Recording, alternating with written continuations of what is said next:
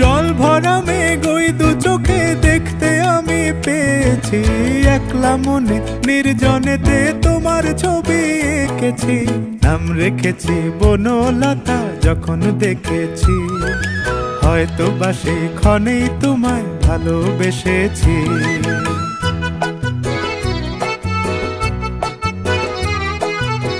বনলতা কথা হয়ো না গো কুণ্ঠিতা, বনলতা কথা হয়ো না গো কুণ্ঠিতা।